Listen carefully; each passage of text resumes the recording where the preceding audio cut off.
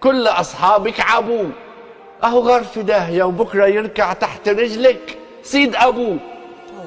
بس يمكن كان حنين حبتين، بس يمكن كان حنين حبتين كان برضه بيسخف عليك، كنت فين ورايحة فين وجاية فين. بس كان بيبان عليه لما اسمك كان بيجي في الكلام تلمع عينيه. بس برضه كان سجير، ما كانش بيقدر ظروفك. كم مرة قلتي مستحيل ويصر برضه انه يشوفك. وما تزعليش من قساوة الدنيا وعنادها العجيب. انا كنت فاكر نفسي اقوى من النصيب، وكنت بتمصمص على اللي ما كملوش.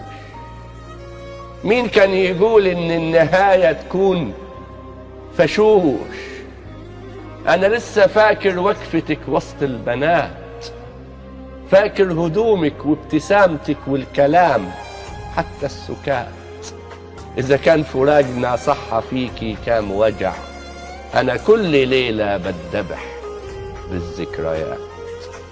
انا عندي ركن بخبي فيه كل الحاجات، كل القصايد والألم، كل البنات.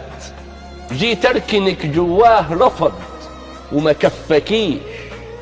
فما تزعليش ونجوم قالولك انه مش باين عليه اثر الفراق، ما تصدقيه. انا لما سبتك كل حاجة اتغيرت، ريحة الدكاكين القديمة والشوارع والبيوت، كأني ببدأ من جديد رحلة حياتي أو بموت.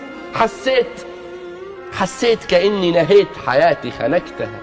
أنا كنت متخانق معاكي وقتها، ما كنتش أقصد أقول لك امشي ما ترجعيش، بس انت كنت صغير ما فهمتنيش. الطبع غلاب وانت عارفة وكنت لازم تعذريني، معرفتش اترجاكي وانت بتذبحيني. الطبع غلاب وانت عارفة وكنت لازم تعذريني.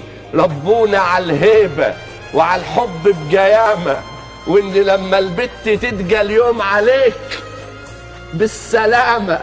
صدقيهم لو قالولك اني عصب او فلاتي، اني بعرف 1000 وحدة وقلبي بيغير يوماتي.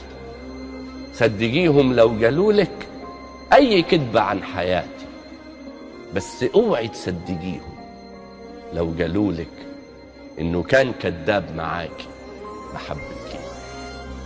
ونجوم قالولك انه مش باين عليه اثر الفراق، وانه مش بيجيب في سيرتك، وانه عادي، ما تصدقيش.